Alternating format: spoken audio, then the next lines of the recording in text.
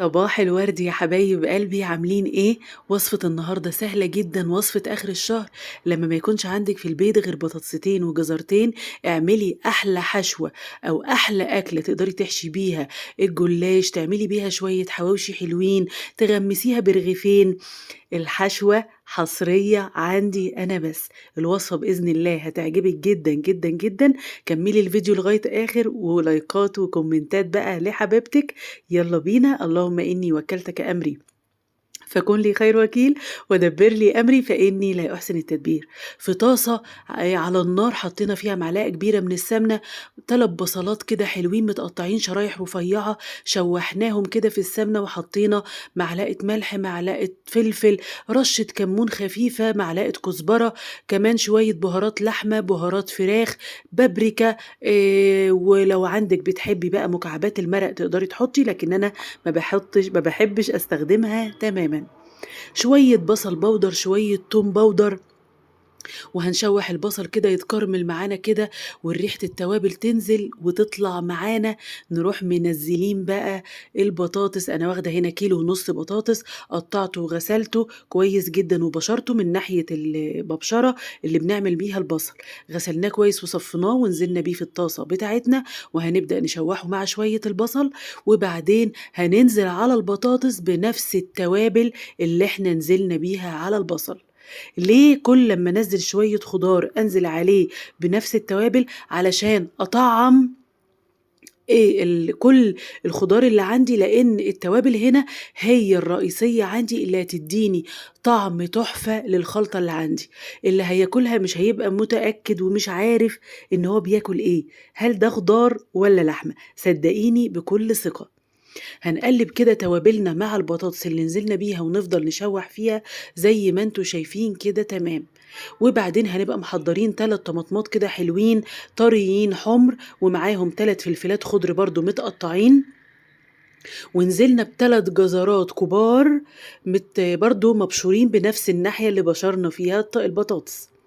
وهننزل على الجزر بنفس التوابل، رشة من الملح، شوية فلفل، كمون، كزبرة، بابريكا، كم بصل بودر، توم بودر، شوية بهارات فراخ، رشة من بهارات اللحمة، وتفضلي تشوّحي فيهم كده. وبعدين نزلنا بشوية الفلفل الأخضر والطماطم، وفص توم أو فصين للناس اللي بتحب التوم.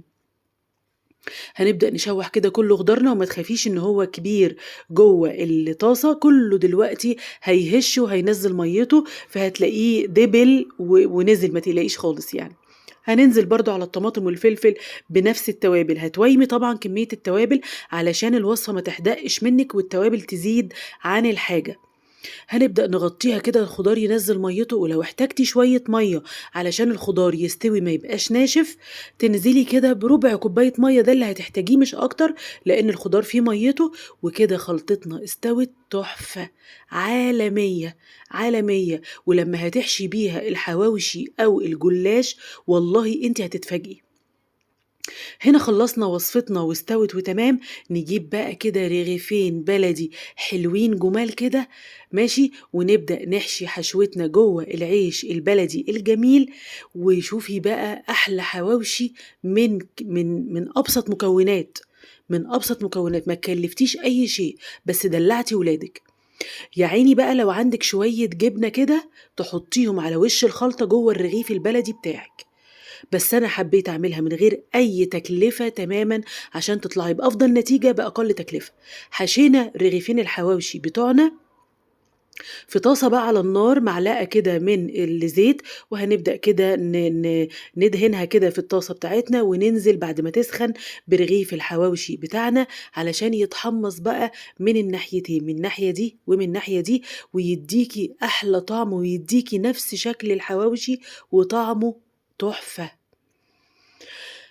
بعد كده بقى حضّري لي بقى لفة أو لفتين من الجلاش على حسب كمية الجلاش، آسفة، على حسب كمية الحشوة اللي عندِك. بس بما إنها تحفة وهتعجبِك جدًا، ضروري تحضّري يعني كيسين من الجلاش أو لفتين. هنعمل بقى لفة الجلاش بيضتين عليهم شوية ملح وشوية فلفل، كوباية من اللبن، معلقتين من الدقيق، ونقلبهم كويس، وهننزل بكوباية من السمنة على الزيت أو الزبدة على الزيت أو السمنة خالص أو الزبدة خالص، لكن ما ينفعش زيت خالص. هتجيبي كل 4 ورقات، أول ورقة بعد ما ربيتي بقى الخلطة بتاعتك البيض على اللبن على السمنة، هتدهني أول ورقة بنفس الخلطة اللي احنا عملناها، وتاني ورقة تحطيها وتدهني برضو من نفس الخلطة دي، وتالت ورقة ورابع ورقة. تمام؟ يبقى 4 ورقات في كل لفة. وممكن على فكرة تعملي طريقة الجلاش العادية خالص، اللي هي المربعات بتاعتنا، اللي هي الرسمية بتاعتنا اللي احنا عارفينها، لكن أنا حبيت أعمله لكم بطريقة برضو مختلفة، صوابع تبقى سهلة كده للولاد ويحبوها كأنها مثلا ساندويتش كده. حطينا الحشوة بتاعتنا زي ما انتم شايفينها كده، وهنبدأ نبرم ورق الجلاش بتاعنا. هتبرمي وتجيبي صينيتك بقى الجميلة، هتبقى طبعا صينية مربعة علشان تقدري تحطي فيها الصوابع الجلاش بتاعتك، تكوني دهنها دهنة سمنة حلوة، وترصي صوابع الجلاش بتاعتك. وقبل أي حاجة سكينتك الحامية بطرف السكينة تقطعي صوابع الجلاش بتاعتك. وبعدين بنفس الخلطة بتاعتنا اللي احنا عاملينها تدهني كده صوابع الجلاش بتاعتك، تشربيها شوية، مش هقولك تكبي عليها، شربيها من كل حتة، شربي شربي شربي. وبعد ما شربتيها بقى سخني الفرن بتاعك ودخلي الصينية بتاعتك، وأحلى وصفة وطعم تحفة.